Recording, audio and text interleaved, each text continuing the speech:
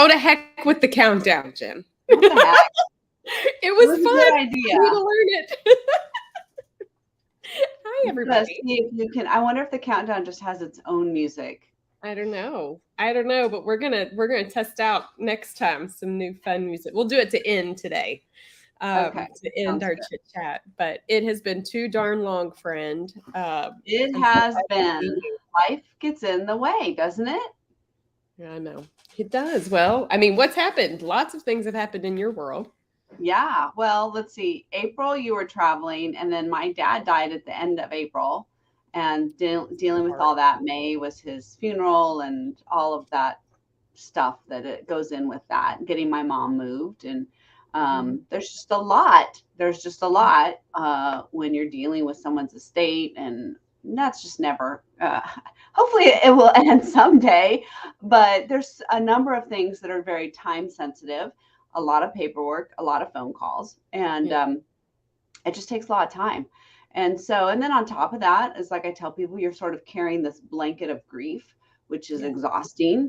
And you're managing the different people in your life, your family members and stuff. And so there's a lot. And then you got sick, and we've just been like, could we get back to some normalcy at some point? Yeah, whatever that is. Every week, friends, Jen and I would be like, are we going to go live this week? Not yet. Nope. Because it was just, we didn't have capacity. I mean, I'm so sorry about the loss of your family, of your dad. And I know that was a journey, and and it's challenging, but we're so glad. Oh, Zan's glad we're back. Hi, Zan. We're glad to see you. Zan is ready to launch her book. All pieces, everything's ready. We're so excited for her. Her first book going to come out in the world. If you want to share, if you have a release date yet, pop that in the comments, because we're Zan, this is a round of applause for you. Yay. I'm beautiful so excited. Cover. Beautiful cover. Oh, I want to see it. You might have to pull it up, Jen, later in our chat if you have it on. If not, Zan, put it. I don't know if you can put a visual in it, but if you can, I can share it. Put something in the chat. See if you can upload anything, and then we'll share it here.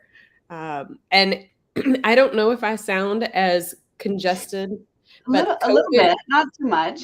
Okay, COVID bit us over here, and I'm on the back end of it. But okay, Zan said that she hasn't done a cover reveal yet, which is cool. So we won't screw that up for you. But it is a very pretty cover. It's perfect. It's perfect for the book. I can't wait to see it. Super, super, super excited, and super excited to be back here. It has not felt the same without our Wednesday chit chat. It's, we have a rhythm. We've had a rhythm for a long time, and it's a weird thing to have that go away. And, it's like when you have a writing habit, and I talk to authors about this all the time, is, a lot of people will say you need to write from this time to this time every day, no matter what, and are kind of rigid about that. Well, one, that doesn't necessarily fit everybody's writing style or personality or how you're wired. But two, life happens. And there's definitely times where you cannot write, whether because you have too many things going on time-wise, or because you are emotionally just spent. And as I was telling my friends the other day, I have no ability to actually generate words right now. I was going to start writing my next book last March. I'm still not there yet. And I am going on vacation in a couple weeks. And I'm excited to get away and maybe do some writing, but I'm going to let it be whatever it's going to be. And I hate that it's the third book in a series. So people are waiting for that book. I had intended for it to release in August, but life happens sometimes. And my readers have been so understanding. I've gotten the kindest notes from them. And that's been great. And that's what happens. If you plan on writing books for a long time, I mean, writing books is one of those things that we can mostly do the rest of our lives for the most part. Might need some adaptions or something as, different health challenges come up. But you will have times in your life where your limbic system is activated, which shuts off your creativity. where you just have so much going on in your life, Yeah. where you can't create a space. There's just a lot of it. And I know, I talk about Becca Syme a lot, that I love her challenges that she does. And a lot of times, one thing she encourages people is just open your manuscript, just Mm, write for 2 minutes. I couldn't even do that. And yeah. that's okay. And that's okay. Most of the time you can, but there's Yeah. going to be some times you just can't. And that's okay. You need to give yourself permission to have those moments in life with the ebb and flow of the seasons of life. And it just is what it is. And you don't want to, the danger in forcing yourself is that you're going to start having a bad association with writing, and then you're going to dread it, and then you're not going to want to do it. And we don't want to do that. We want it to be something that you enjoy, that gives you satisfaction, even if you're wrestling with it and you're struggling with it, those kinds of things. We Yeah. want it to have a positive association. So that's not to say sometimes we do have to put our butt in the chair and write for 2 minutes to get the juices flowing. Yes, sometimes we do. We're just not in the Right. mood for the day. But we need to balance that with the fact that there are times we legitimately just do need to take a break. And that's Yeah, okay. I think we deserve to give ourselves grace. Our readers give us grace, and if they don't, they will. There's plenty of books for them to read. It'll be Right. fine. Right. Our clients should give us grace. Our friends and family give us grace, but we are really bad at giving ourselves grace. And Very so, true. Yeah. I last week when I got the COVID diagnosis, I was like, "No, you will not stop me." And I sat down to do some writing for a client, and I just watched the cursor blink, and I'm like, Right. "Yep, Not you're doing it. stopping me today." I mean, I but we had, have to yeah. give ourselves that grace, because writing, for those of us who have embraced authorship, and Zan, I'd love your thoughts on this too. But writing is a catharsis. Writing is a purpose. It is more than just words on pages. It is meaning, and so we have to allow ourselves the space when it's not working, or it's not ready, or it's marinating, like what I would like to call it. But also know that, like you mentioned, Jen, there are some times that we need to create habits and schedules so that we are able to hold ourselves accountable. So knowing what that is will allow you the best Yeah. opportunity to give yourself grace. And I think that goes beautifully with our topic for the rest of this month on editing, especially through the lens of as you're writing, there is a different, well, timing is a big deal. And that's what we want to talk about today on with editing in the conversation. But Jen, I know I'd love your thoughts on this. And I know some people probably do this. I probably do this, where I don't give myself even the grace to just write without editing in the Mhm. process. So talk to us a Mhm. little bit about that, about the flow of when editing should be considered, and how we can allow that free flowing and not negatively impact kind of the creative juices too. Well, I think there's a couple things to keep in mind. And part of this is I tell people, as you're writing your book, you're learning your process. Yeah. What is your process? How do you write? How do you work? Because a lot of us are different. Some people can just hop right in. They remember where they left off. They write through, and they Yeah. literally don't look at anything they've written before until they're done with the book. And Sure. that is a process that works for them, and that is fantastic. And so a lot of times you'll hear those people give the advice, just write straight through. Don't worry about it. Don't go back and fix anything. Just keep going. And if that's how you're wired, that is good. I am not quite wired that same way. I do really like to Yeah. write. I reread what I have written the day before to get me Mm. back in the flow, because I frankly cannot remember where I left off the day before. I really can't. And I will do light Can't either. editing. Yeah, I'll do light editing. If I see a typo, I fix it. If I'm like, I don't like that wording, but I don't live there. Like, I'm not in editing mode. And I think that's the thing you have to remember. So as I'm going in and giving that as kind of the runway to get started for the next day, Mhm.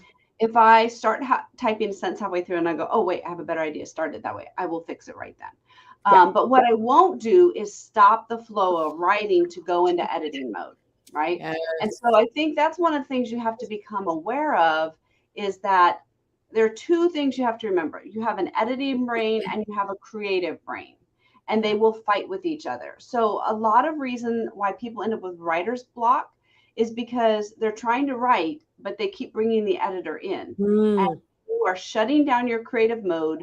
You have brought your editor in. So the creative mode, they're like the kid in the sandbox. They want to play. They want to build sandcastles. They want to have fun. They're going to explore here and explore there and just have fun.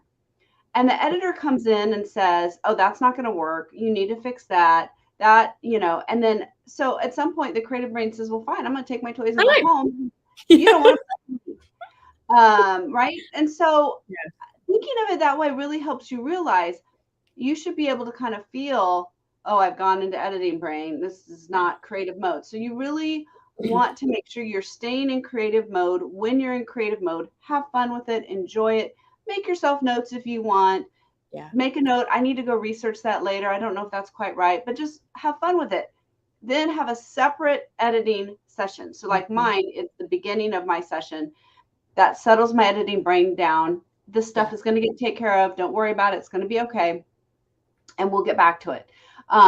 But have a separate time. Some people wear separate hats. Some people do different. You could do different colored sticky notes. Okay, now we're editing session. Now we're creative session. Whatever you need to do to get yourself into that mode. Because the problem is if you let the editor come in the creative session, you will shut it down. And that's what you don't want to do. So weirdly enough, I have heard that Harlan Coben, the great thriller writer, I love his stuff. Apparently, he edits every page perfectly polished before he moves on. I don't know anyone else that does that because I would be like, but what if you don't keep that page? What if you don't even keep the scene, right? But for whatever reason, how he's wired, it works that way. So yay for him. But for most people, if you sit there and try to polish every page while you're writing it, you will not be able to finish your book. Yeah. And it becomes a form of procrastination. And that is one of the things to also be aware of with yourself is, am I editing as procrastination? So for me, the way I'm wired, it's easier for me to edit than to write the story. Other people love writing the story and they hate the editing. Depending how you're wired. So for me, if I'm not, if my brain doesn't want to go into creative mode, because it burns a lot of glucose, like, right? When you're creative mode, you're in what Cal Newport calls deep work. It takes a lot of energy. You kind of have to get over that hump to get into there. And so it's easy sometimes to, I'm going to pretend I'm writing, but I'm really just editing because I'm procrastinating. Some days that's fine because you maybe don't have the brain power to do it. Just be honest with yourself as to what you're doing. And so if you find yourself in editing mode or re-editing the same thing over and over again, you're probably procrastinating and not actually moving forward on your work. And for many, many people, they start a book and never finish it. And so you don't want to lose that momentum. You want to stay in the writing mode. So especially just tell yourself it's a first draft. You're getting the story down. That is the main thing. And then you can always go back and fix it. And so I'm laughing, Jen, when you said first draft. I'm laughing because we had a mutual client yesterday and she called it the barf draft. And I'm like, I like it. Or like to me, like word vomit, like just get it out. I jotted down 3 things that when you were saying that kind of triggered with me and a couple of ways that I tackle it just to give another perspective. But I like how you were like, just get it down. And I appreciated how you acknowledged the 2 people that are playing in the sandbox and somebody's not playing very nicely and we'll kick out right. And so I thought that I really resonated with it. But what I've realized that I do to help separate that is I actually write my book in like 2 different formats. So I have like a Google Doc open and I sometimes don't even put the chapters in the same document. I just and of course I'm writing nonfiction. So y'all have to keep that in mind. So chronological is a different journey in the nonfiction space. And so I might write them in different documents so I can't even see what I've written before. Right. And then when I'm ready to edit or I have my editor brain is too heavy and I have to do it, I might start to merge or I might start putting it into my formatting platform or whatever and see it. And that way I'm like, okay, so that way I almost hold myself against doing what is like a knee jerk. Another thing I'll do when I'm writing in my stuff, I'll start to notice like trends or things that I really want to do more. And like you said, like kind of make a parking lot. I will do that. I will create another document or have something on my marker board or a notepad or something where I'm like, haha, this is a theme. I kind of like this. I want to explore it more. Not today. Yes. Not today, tomorrow, you know, or whatever. Yeah, making notes on your work. Because this is a perfect example. What you're saying, we really don't write linearly. I mean, I know most people think you sit down and you write the book start to finish and there you go. But you really don't. You go through, you go back, you have an idea. I'll make a note for later. I mean, it really is a layering process that gets more and more refined as you go through. And what you're saying is a perfect example of that. You have to be able to acknowledge that and get over the idea that we're going to write this straight through, because no, you're going to have ideas. Part of the writing process reveals more of what you're thinking and what you're feeling and where you want to go and what you want to explore. And so that's part of the process. I think that's the fun part of the process. And make sure you're making notes on that stuff and not setting that stuff out, because it could be the best stuff there. It could. And that's the fluidity of a book, right? And that's where I find if I try to write front to back, I've already put structure on a book that doesn't already know its structure. Like I might have a shell, I might know the things I want to get done, but what happens when that amazing idea comes in and you haven't given yourself the freedom and the capacity to easily add a new page? Right. Then you've closed yourself. Yeah. So now I will tell you, because I forget what I wrote the day before too, Jen. So part of my process too is I will sometimes give myself a limited amount of time to look at what I did the day before and see if I like it as much as I liked it the day before. And not that I'm going to like live there and like perfect it, but I might go, oh, I can make that sentence better. Oh, that's wordy. I tend to be a wordy writer. And so I'm like, I know that about myself. So I go through, do I need every word in that sentence? Probably not. So what can I do to tighten it? But I will do that to appease that need for trying to perfect it before I go to this next piece in a different document somewhere else that like that doesn't see the other piece. And then mentioning kind of like the editing part, I think the last kind of thing I just jotted down was it is sometimes nice to know what you want to get done and having a shell and then having goals to hold yourself accountable.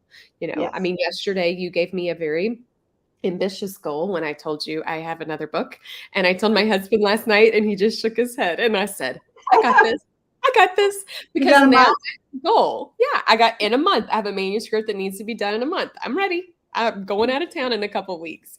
But what's nice about that is now I have a goal. So now I can go backwards and say, all right, if I really want to do this, if I think it's something that's important, and it is, this is how I'm going to do it. And it almost doesn't give me the margin to edit every 5 minutes along the way.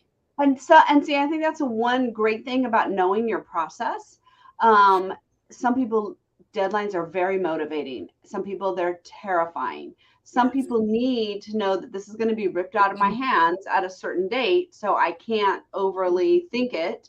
And some people need time to think. I definitely am one of those people. I need time to think about things and ruminate about things, or I don't enjoy the process if it feels too rushed to me. So that's part of learning. That's part of what you learn when you write your book is how are you wired? How do you work? And that is just as important as writing the book, because you're going to refine that process as you go along. You said something in there that flew out of my brain. So we will. Well, the timing here, let me build on that, and it might come back, because I think you're right. It's fun to hear you say you'd like to ruminate. When I have room to ruminate, I don't. Yeah, interesting. Yep. And so, or I'll let it marinate in my mind until the time comes, and then I have to stop the whole world and sit down and write at that moment. And that I've learned that about myself. I tell authors, that or aspiring authors when they approach me and say, well, how do I publish and write a book? I said, well, you have to start by writing, because you have to perfect your author voice. And I think it's almost like you also have to perfect your editing process because of that. Like the more you write, the more you learn about what you do that limits or expands how you stick out from somebody else, what makes your voice and your story different than the next person, Right. your approach. Like, I mean, literally, I am headed to a CEO retreat in the end of June, and I know that I write best when I can get away and have no access. People cannot Yeah. find me. I can't find them. I can't rabbit Mhm. hole, right? Like, I have to Yeah. just sit, and like then it will flood out. Mhm. And it Yeah. and so for me, Jen, I'm excited about the deadline because I know that I know I have a track record of writing a book in a month if I need to, right? So I could do Yes, it. I right? am not worried about You know it. your process. You know your process. And see, that is knowing that about yourself is so helpful because what if you're like, oh, I think I need 6 months to write this book? How you are wired is your brain would just keep putting it off and putting it Yep. off and putting it off till you got to that last month, Yep. because then you would be able to do it. And you would probably find that that's your best writing Yep. in that last month. Yep. Whereas other people, and I wrote a novella in a month and I just thought I wanted to die. I wrote like 10,000 in one day. And it was horrible. And I had it all plotted out and everything, but it was so mentally exhausting for me. I literally kept getting up and walking around the house, outside around the house, just to get out and to get some movement and everything and then get back down. But for me, I can do about 2 hours and my brain is just fried after that. And so after spending a whole day creating, I was so exhausted. Yeah. But I did it because I had to, and I was like, oh, I never want to do that again. Yeah, Um, you learn. but other people, that's exciting for them. That's energizing for them. And so again, knowing how you're wired is so, so important as you're approaching the writing, but also understanding how you feel about editing. And so I want to touch on briefly, Mhm. because of course, look at this, we're running out of time. That always happens. Um, there's two things to remember about editing. There's the macro level, the big picture Mhm. stuff, and there's the micro. And I think a lot of times when people are talking about editing, they're talking about micro stuff, which Micro. is sentences and typos and grammar and that kind of thing. But really, the biggest bang for your buck on editing is going to be the macro stuff, your Yep. plot, your character development, your Mhm. storyline, the flow. If you're writing nonfiction, do you have a lovely stepping stone path for your Yep. readers to follow from what you've promised at the beginning to the transformation they're going to have at the end? Are you sticking to that topic? Do you have too many rabbit trails? Do you have not things not fleshed out enough? Those things are going to be the biggest bang for your buck, because you can hand your manuscript to any competent copy editor and they're going to be able to fix the sentence structure and the typos and all that. But nobody but you, or if you're working with like a developmental Mhm. editor, is going to help you with the bigger structured. Is this a good read? Those are the kinds of things Yep. that really emotionally engage your readers. And so spend your time there thinking Yep. about those things, analyzing those things. I am speaking on the 20th of this month at the Author Learning Center on editing, macro and micro editing. I will pop the link into the comments. It's awesome. Um, and then we can, and so it's a 60-minute thing. So we'll go in more detail and you'll get my handout on the macro and the Mhm. micro level. So make sure that you show up. If you can't make the 20th, we're doing July 20th too. So I love that. again, And the thank Author you. Learning Center is a wonderful partner of mine and yours. They are a great resource. They offer free workshops for authors. This is one of them. So take full advantage of it. But I also, oh, good, Zan's registered. Awesome. I love that you're doing that, but I also love the reminder of the macro and the micro. And you're so spot on. And I think as authors in our writing process, we should almost even ask ourselves when we're in certain phases in the writing process. Now, Stephanie, are you getting into way too micro? Don't get too micro. Right. You know, and so you can go here to get the link, or you can also just go to the Author Learning Center and search Mm-hmm. for Jen. That might be the easiest way to do it. Um, Yeah. And the webinar. and then you'll be able to see the two workshops. Jen, are you reading anything right now? What are you You reading? know what? I meant to grab what I was reading last time we talked, which was the Mind Your Mindset by Megan Hyatt Miller and Michael Hyatt. And I Yeah. had finished that, and I really highly, highly recommend it because it's so great. They really go into, and not in a deep clinical way that's, too difficult to get through, but the brain science behind our mindset. How do we talk to ourselves? How do we have these invisible scripts running that often limit us? How do we recognize those and kind of work around it? So I love that book. I highly recommend it. I am now reading The Idea Lab about the AT&T labs in the 60s and 70s, where they came up with cell phones and all these really great inventions, because I love the idea of how do people create? And even if they're not creating words, how do they create? So I'm partway through that. I So love that. I'm reading Don't Give Up by Kyle Idleman, which is yes, how are you liking that? Well, I love it. It's focused. He does a really great job. My husband actually mentioned that he writes like I write, which I think is fun to read. Somebody else that writes conversationally and in a way that, kind of hunkers in. But this book is about, when you're on the verge of wanting to just throw in the towel, how to not do that. And I think that's relevant for every human, but it especially is relevant on, in my world, many times when I'm like, I just don't want to finish the writing, or I don't want to do some of these things. So one of the quotes in here I thought was really interesting. It's in the second section of the book. It says, sometimes we think we need comfort when what we really need is courage. And I find myself thinking, right? I know, I think about that a lot and think, you know what? It's not nothing good. I find nothing good happens in comfort areas. In fact, that's where symptoms are overseen and not noticed. That's where your levels of frustration compile and you don't know. That is where you don't do your best work. That is not where innovation lies, not in comfort. Well, and someone famous said, and I can't think of who said it, but it's somewhere in my little daily planner, daily quotes, but everything you want is outside of your comfort zone. Yes. Right. And sometimes it's just right there, like outside. Yeah. And think about how many times you kind of have to take a deep breath. Like everything that we've done, every time you publish a book, every time you show someone you're writing, every time you take another step to put your work out there, like it still makes me catch my breath a minute and go, yes, I do. And take that step and do it. And the more you do it, like with any muscle, the stronger you get at it. I don't think it ever goes away completely, because you just kind of set farther and farther things of where you want to go and how you want to stretch yourself. But I love that. That is so true in publishing, because there's nothing more challenging and vulnerable than putting your work out there. Yeah. And this is not an industry that gives you a lot of accolades. It's not. Yeah. You have to get to the point where you are writing for yourself and where you are happy for who you are and your self-expression of that, regardless of whatever external stuff that you get.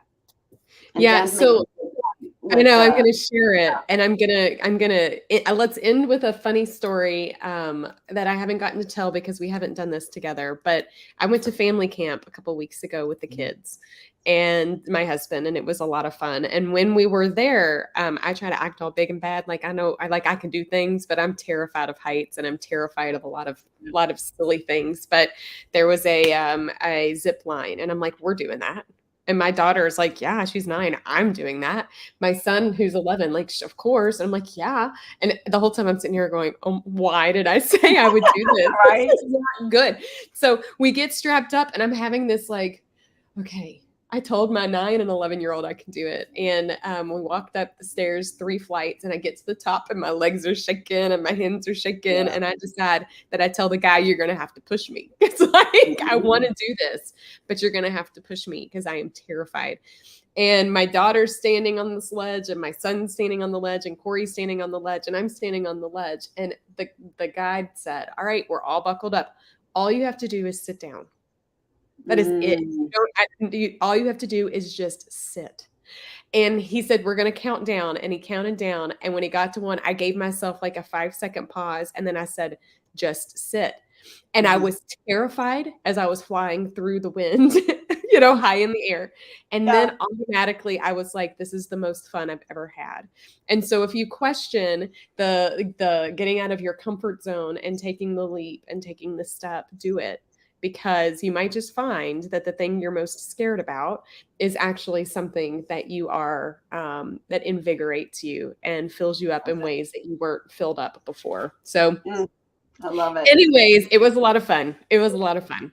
As Yeah. is being back and having our chit chats. Yeah, I'm not a fan of heights either. And my kids have done zip lines at different places, and I'm like, no. But okay, maybe. I think when you come, maybe Jen's coming to Louisville here in a couple months. We might have to find a way to go zip lining. She's like, or not. Or not. One thing, I want to jump out of a plane now. I don't know why I want to do it. I have no desire to do that. I do.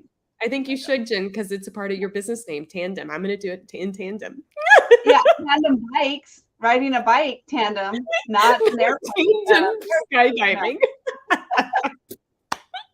You know, though, honestly, the way to get over your fears is to do it. And I'm not, and if you want to do it, right? Yeah. Like, I am really tired of being limited by my height concerns, right? Like that's silly in my brain. I get frustrated by it. So if you want to get over it, you have to just sit down. Yeah. And let it happen. And then decide you never want to do it again, or that was a little bit of fun and maybe you'll try the next thing next time. So if writing and publishing a book is daunting to you like that, just sit down, friends. Just sit down and put your hands on the keyboard. Let the words come. Don't self-edit yet. Give yourself the creative freedom. And then hopefully today there's some tips that we left you all with on when to edit. All right, this was fun. And next 2 episode or live streams will be on editing as well, some different angles of it. But for now, Jen, take us out. Oh, authors, your words have power. You have power, and your message has power. And we invite you to come join us as we take it to the page and beyond. Have a great week. Bye, guys.